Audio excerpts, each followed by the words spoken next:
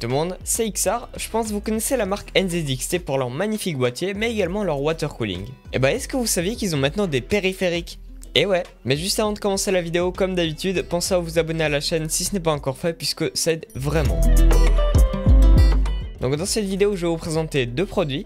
Tout d'abord le NZXT Function Mini TKL et par la suite la souris Lift. Également, je tiens aussi à vous préciser que ces deux produits m'ont été envoyés directement par NZXT, donc un grand merci à eux, mais comme d'habitude, ça va absolument pas altérer mon avis dans cette vidéo. Mais juste avant, on va s'attarder un petit peu sur ce qu'on trouve dans la boîte des deux produits. Pour le clavier, on va avoir un keycap puller, un switch puller et un câble USB-A vers USB-C tressé de 2 mètres. Par contre, du côté de la souris, on va avoir juste la souris et c'est tout.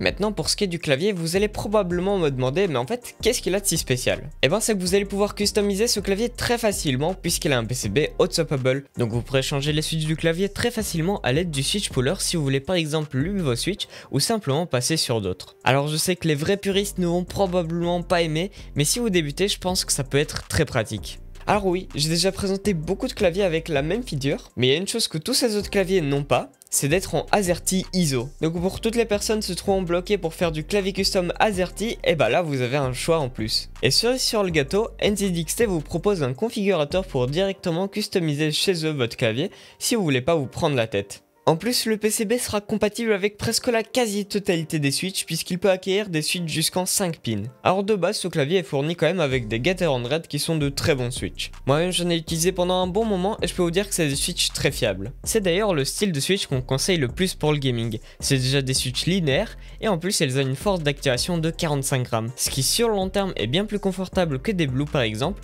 qui eux ont une force d'activation de 60 grammes. Par contre, au niveau des stabilisateurs, j'aurais peut-être pas le même discours. On a des stabs qui se montent sur la plate, mais là encore c'est ok. Non, ce qui me dérange vraiment c'est le fait qu'on ait des stabs stock et pas du tout lubrifiés, et du coup on a un gros bruit métallique. Et en plus, ils ont pas mal de jeux. Donc ce que je vous conseille à la limite de faire, c'est peut-être prendre 20 minutes de votre temps pour bien lubrifier les stabilisateurs, et faire un petit band aim mode pour réduire tout simplement le wobble de ces stabilisateurs, et là vous allez voir ce sera juste impec. Je vous laisse écouter la différence.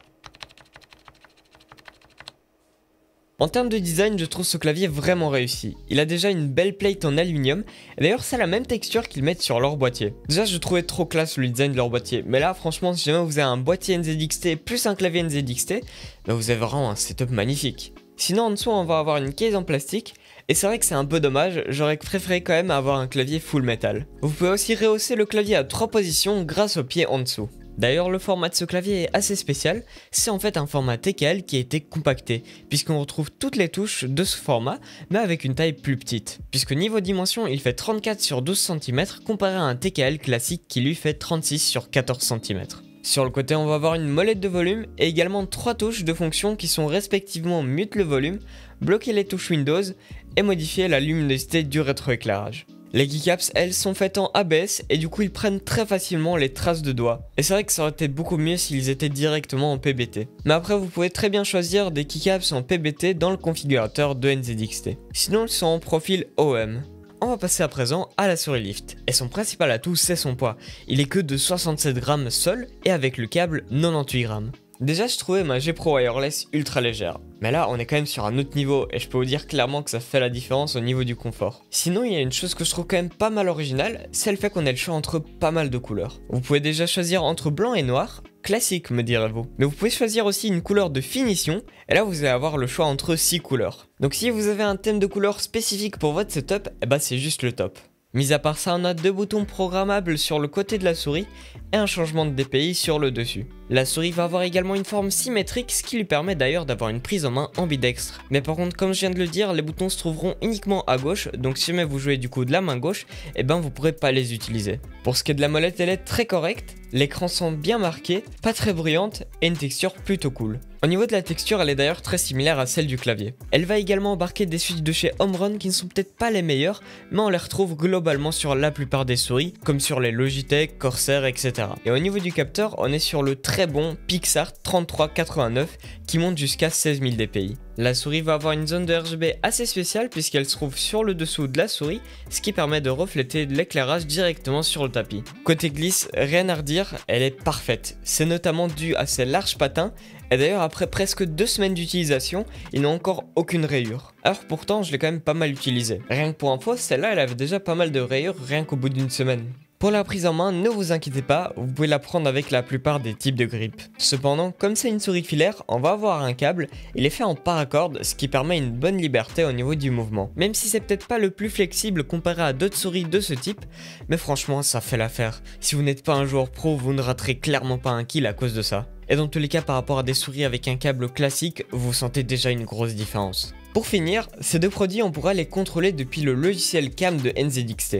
Pour le clavier, vous pourrez régler le rétroéclairage, rajouter des macros ou remplacer la fonction de chaque touche. Et d'ailleurs je l'avais pas dit tout à l'heure, mais il y a 2 touches assez spéciales sur le clavier. La touche NZXT qui est dédiée pour une macro parce que sinon de base elle fait rien. Et une 13e touche de fonction. Et ça par contre, j'ai jamais vu ça sur un clavier. Puisque si vous avez remarqué, de base on a que de F1 à F12 et pas de F1 à F13. Bah là on a de F1 F13, c'est assez spécial. Du côté de la souris c'est assez similaire, RGB, réassignation de touches, mais vous pouvez aussi régler différents paramètres comme le lift of distance, le polling rate ou simplement les DPI. On commence du coup à se rapprocher de la fin de cette vidéo et on va finir du coup sur les prix de ces deux produits.